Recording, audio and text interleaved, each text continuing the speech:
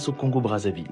Je vous laisse écouter les professionnels rwandais à ce sujet. Nous voulons être le premier à commencer à faire des affaires au Congo-Brazzaville en tant qu'entreprise Sinagérard. Et nous croyons que nous pouvons y cultiver et transformer du piment pour pouvoir vendre dans la région et profiter des ports pour l'exportation, à tel point que nous pourrons envoyer ces piments vers le Rwanda.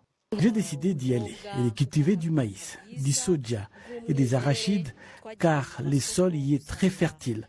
Nous sommes allés sur leur marché et nous avons constaté qu'ils importaient de la nourriture depuis la France et d'autres pays voisins. Nous avons fait une étude de faisabilité et ce projet est désormais en cours. Mais il ne fait aucun doute que le marché est une véritable potentialité.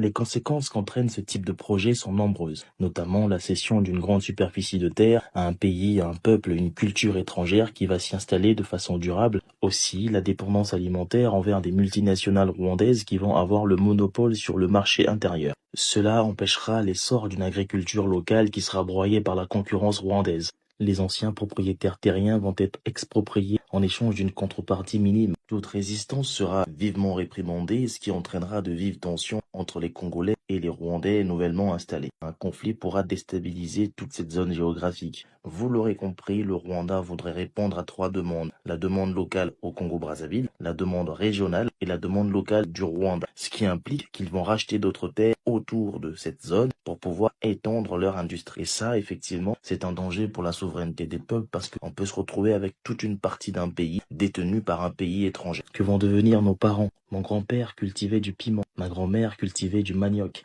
Sommes-nous incapables de le faire au Congo-Brazzaville? L'État ne devrait-il pas mettre en place les moyens nécessaires au développement de l'agriculture locale? Pour mettre en place une vraie dynamique au niveau de l'agriculture, l'État aurait dû intensifier ses efforts dans le soutien et l'accompagnement des agriculteurs locaux, et non se transformer en Père Noël en offrant des parties de notre territoire à d'autres nations. Je vais continuer cette analyse dans une prochaine vidéo en vous expliquant la stratégie des industriels rwandais. Ils le disent eux-mêmes et nous avons les vidéos dans lesquelles ils le disent. Et donc nous partirons de ce postulat pour comprendre ce qu'ils veulent réellement dans notre pays. Je vous invite à liker, à partager et à commenter massivement cette vidéo. Dites-moi ce que vous en pensez et surtout, exprimez-vous pour votre pays.